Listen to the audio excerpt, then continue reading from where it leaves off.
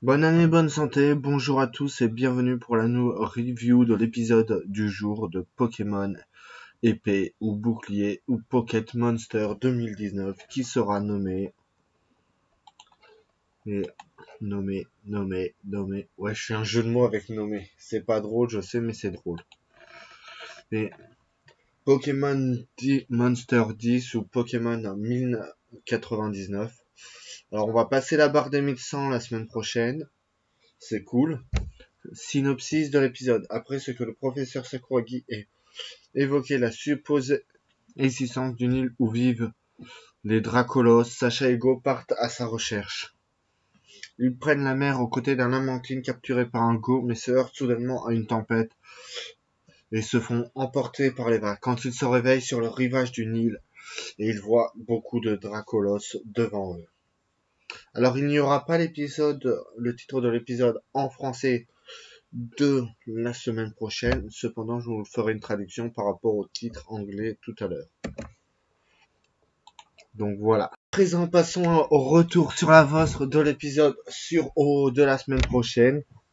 Alors, ça a confirmé ce que je pensais sur certains points en disant que le grand-père ne croit plus en l'existence de OO que c'est qu'un conte de fées, en gros, que c'est qu'un Pokémon fabuleux qu'on ne voit plus, un peu à la sauce des Mew, Marshado, Jirachi, Manafi, etc. Donc voilà. On peut aussi dire que par rapport à ça, j'ai l'impression qu'on cherche à faire de OO, de le passer de Pokémon légendaire à Pokémon fabuleux, mais ça c'est une théorie. Est-ce qu'il existerait une forme de OO ou une évolution de OO qui serait un Pokémon fabuleux? Vu qu'on a des Pokémon divins ou légendaires selon comme Shuforce ou Meltan qui peuvent évoluer maintenant, ça serait pas impossible. On peut aussi supposer qu'il y a des formes cachées. Donc voilà. Bah, on a la confirmation que Sacha n'avait pas vu O avec Go, etc. Mais quand on voit le caractère de Go, c'est pas forcément une surprise. Mais OO a bien vu Sacha et garde un œil. Je pense que ils se verront le moment venu, mais c'est pas pour tout de suite. Mythe. Sinon, l'épisode en lui-même confirme ce que je pensais qu'il était vraiment sympa, mais qui laisse encore pas mal de questions sur la relation Sacha et OO. Donc le fait que que leur relation va au-delà de la plume arc-en-ciel. Passons dès à présent à la route de l'épisode du jour, qui va nous réserver de belles surprises. De très belles surprises. On commence par un résumé des épisodes précédents avec le ronflage Gigantamax, la course de Tiplouf, OO. Puis on arrive sur le laboratoire du professeur Sakuragi qui nous parle de Dracolost et du mystère de son évolution, qui est quand même source d'énormément de théories dans notre monde. Donc voilà, je reviendrai sur ce passage là-dessus tout à l'heure parce que c'est fort intéressant à dire et qu'il y a quelques trucs à dire là-dessus. On a ensuite Sacha et Go qui veulent partir à la recherche de Dracolos. T'as alors l'opening qui se met en place, qui commence. Tandis que Sacha et Go, on les retrouve sur le bateau. Et t'as Go qui a sur un bateau qui les dépose à un pont où t'as Go qui a préparé un maximum de Pokéballs pour capturer des Pokémon. Sacha qui le laisse faire.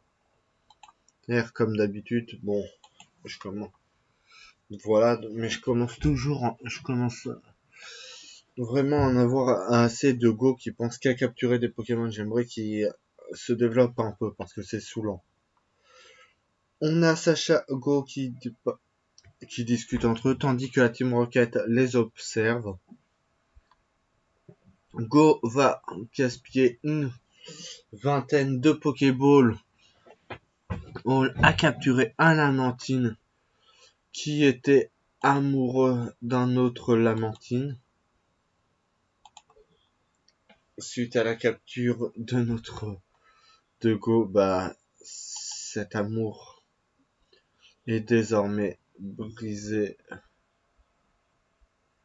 Et Go ne donne pas forcément l'impression de s'en apercevoir.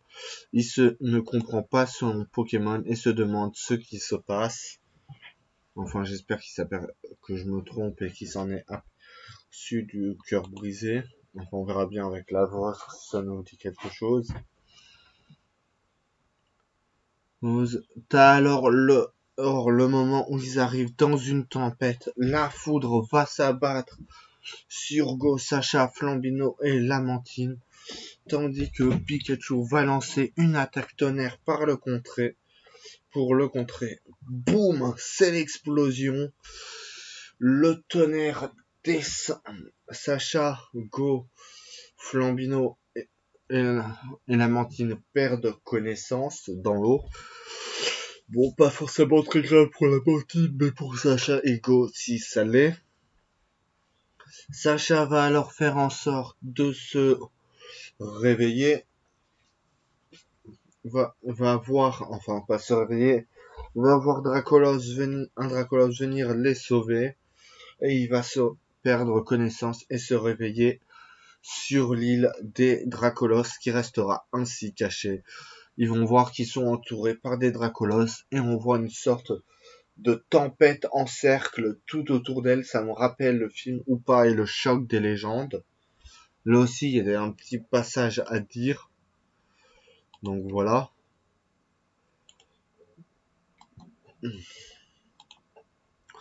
Dracolos se présente à Sacha et à Go. T'as Go qui réagit. Et ça, c'est bien fait pour toi. Qui perd toutes ses Pokéballs.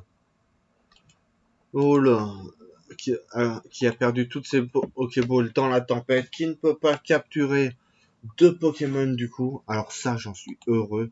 Mais vous savez pas à quel point. Ça fait du bien et qui se fait à savoir à son propre jeu.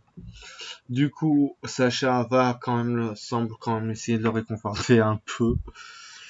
Mais Go se remet. Ils vont alors explorer l'île. Go va essayer de voir s'il peut utiliser son Pokédex, mais message de je sais pas où on est, inconnu, erreur. Bref, voilà. Ah, là aussi, c'est pour garder le secret de l'île, parce que ça montre que Dracolos est un Pokémon rare, très rare, mais qui ne l'est pas forcément, c'est juste qu'on ne peut pas forcément l'approcher. Donc voilà. On a ensuite des mini Dracos qui évoluent en Draco, qui se mettent à danser dans le ciel et prennent leur envol. T'as Flambino qui semble leur apporter un espèce de truc, ça doit être de la peau ou de la mue. Enfin, on a la réponse quelques minutes après, avec un mini Draco qui mue, qui change de peau, en lâchant son... Voilà, et c'est ce que le Flambino de Go avait sur la tête. Les deux se mettent à discuter et à théoriser sur, encore une fois, le théorème d'évolution de nos Pokémon. Go se demande pourquoi Draco n'évolue pas, par exemple, en Milobellus. Donc, je vous disais en début d'épisode qu'on parlait de la théorie de l'évolution de Dracolos, mais ça, on va y revenir dans la partie théorie critique. Donc, voilà. T'as aussi Dracolos et un Draco qui les guide. T'as un Draco tout fièrement qui les guide. On revoit des Dracos autant célestiaux et pardon. Et prendre son envol dans le ciel. Puis évoluer en Dracolos. Le Draco qui accompagne Sacha et Go essaye de voler, mais il n'y arrive pas. Sacha lui tend la main en disant « Tu veux qu'on t'aide ?» Et ils vont l'aider à réussir à voler. Le Pokédex, là, arrive à leur donner les informations sur comment...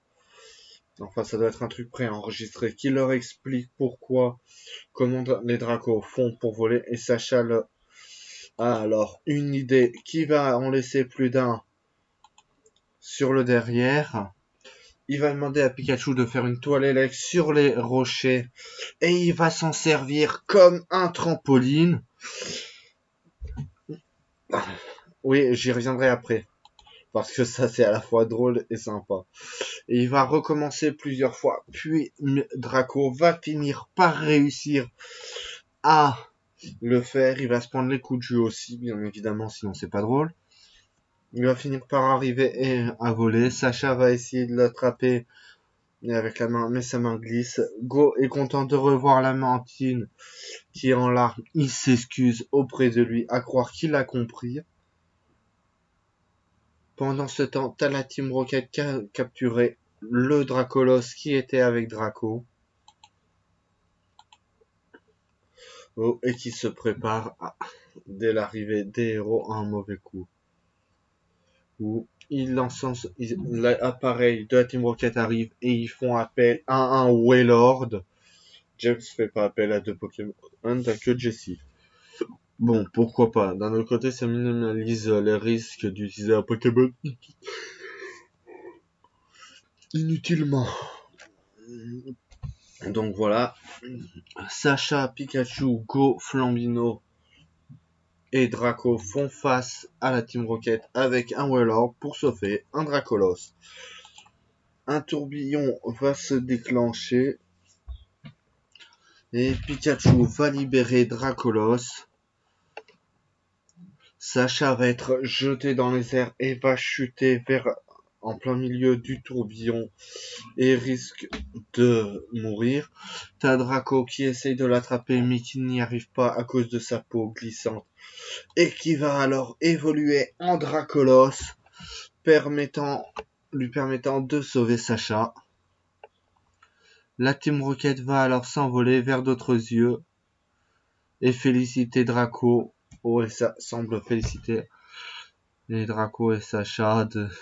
Enfin, bref, voilà. Ils s'envolent vers d'autres yeux, c'est de l'humour pour pas qu'ils décollent.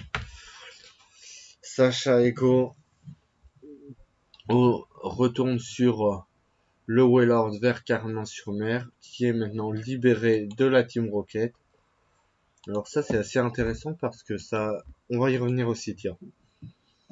T'as Sacha et Go, du coup, qui repartent au moment où ils se disent au revoir au Dracolos. T'as Dracolos qui attrape Sacha et qui veut aller avec lui. Sacha qui se capture un Dracolos. On voit Sacha vraiment capturer un Pokémon. On savait qu'il avait capturé, que Monsieur Mime lui appartenait. Mais là, il capture un Dracolos. Ça fait du bien. J'espère que cette capture va aussi influencer Go et le faire évoluer un peu. Là, on a alors un arc-en-ciel qui apparaît dans le ciel et qui sert de transition pour la scène au laboratoire. Je rappelle qu'il y a eu un épisode sur OO juste avant la semaine dernière. Donc voilà, avec l'arc-en-ciel, hein. On va y revenir aussi, sinon c'est pas drôle. On a alors les explications qu'ils ont trouvées sur les Dracolos, discussion avec le professeur Sakuragi et ses assistants, et Dracolos qui fait un câlin à Sakuragi. Passons dès après, merci pour la partie review de l'épisode en gros, c'est arrivé. On fera un complément avec la vôtre de la semaine prochaine sur les parties où je me suis trompé ou pas trompé. Donc, juste pour le plaisir de vous embêter un peu, on va commencer par la preview et le titre de l'épisode de la semaine prochaine. La preview commence avec Sacha et Go qui lancent leur Pokéball comme d'habitude pour la prochaine aventure suivante. On a des meubles qui s'envolent dans les airs, un magnétique qui survole tout ça. T'as Pikachu, Sacha, Go et Flambinant qui semblent avec Voltoutou qui semblent à la recherche de quelque chose ou de quelqu'un qui finissent par tomber sur Ectoplasma qui va les attaquer. Koharu qui se réveille d'un cauchemar. Voltoutou qui est avec elle qui semble essayer de la consoler. Dago qui essaye de capturer le Ectoplasma mais qui n'y arrive pas. Sacha et Go vont l'affronter. Koharu fait face à Ectoplasma. Voilà, on a vraiment un épisode qui laisse penser que Koharu va se faire enlever par l'Ectoplasma. et qu'elle sera sauvée par nos chers héros. Donc voilà. Le titre de l'épisode de la semaine prochaine est Koharu Voltutu et des ectoplasmas. Donc voilà. Alors là, ce titre, c'est vraiment un titre pur Pokémon. Koharu Kempa. Je sais pourquoi j'allais dire Kempa. Bref. Koharu Voltutu et ectoplasma. Ou parfois ectoplasma, ça dépend. Sinon, on va en apprendre enfin plus sur elle. Passons à présent aux critiques de cet épisode qui était vraiment fantastique.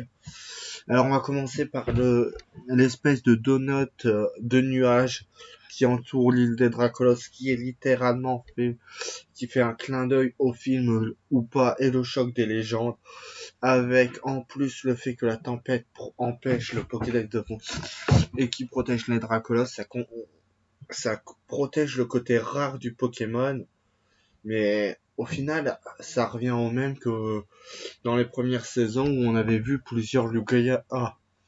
Le Lugia des îles Oranges, le Lugia de Johto avec son enfant. Donc voilà, ça c'est assez sympa de montrer que c'est pas parce qu'un Pokémon est rare ou légendaire qu'il existe en unité. Ça montre que l'on fait peut-être fausse route, nous, de notre côté.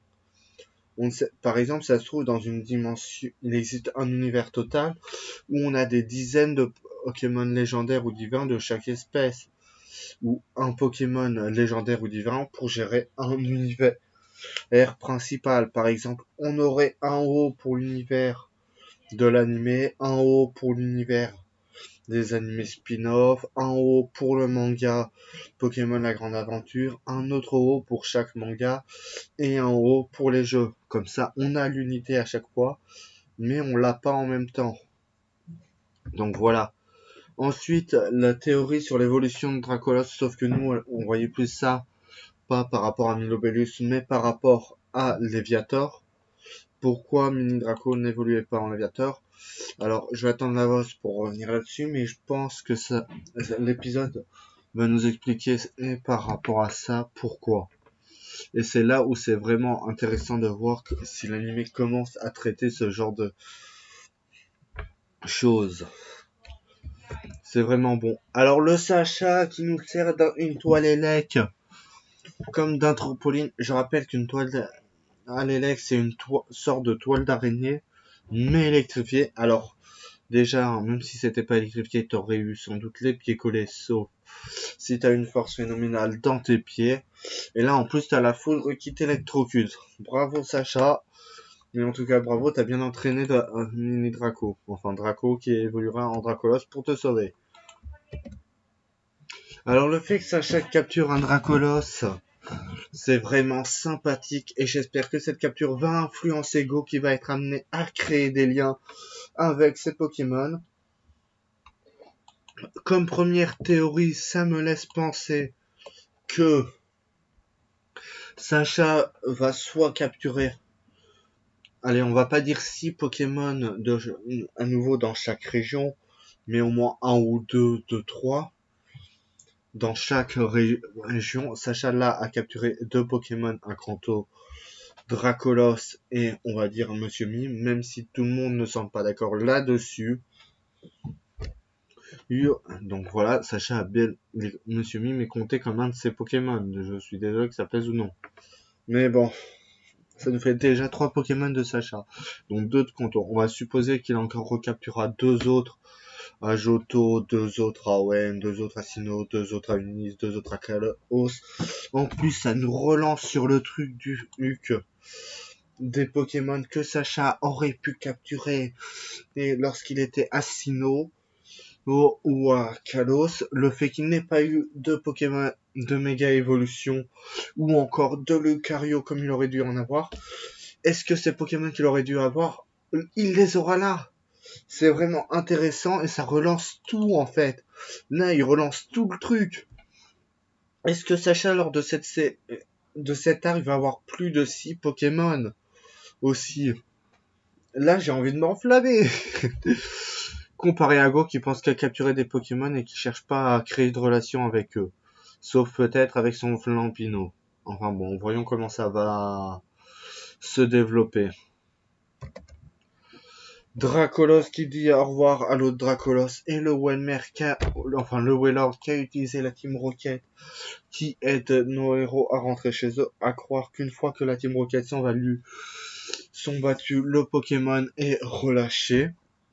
Alors ça, c'est intéressant comme donnée, comme information, parce que ça veut dire que là, on a une guerre contre la Team Rocket qui a commencé, enfin une bataille contre une vraie guerre, un vrai arc de combat contre la Team Rocket qui commence. Ils ont volé et capturé de nombreux Pokémon. Et là, ça signifie qu'ils commencent à les sauver, à les aider.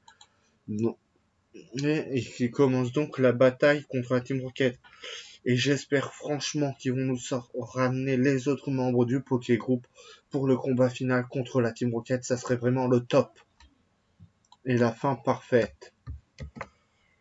Bon, Go, il a pas capturé 2-3 Pokémon comme d'habitude, mais un seul, qui est un Lamentine, une Lamentine qui était, ou un Lamentine qui était amoureux ou amoureuse d'un autre Lamentine et qui lui a brisé le cœur.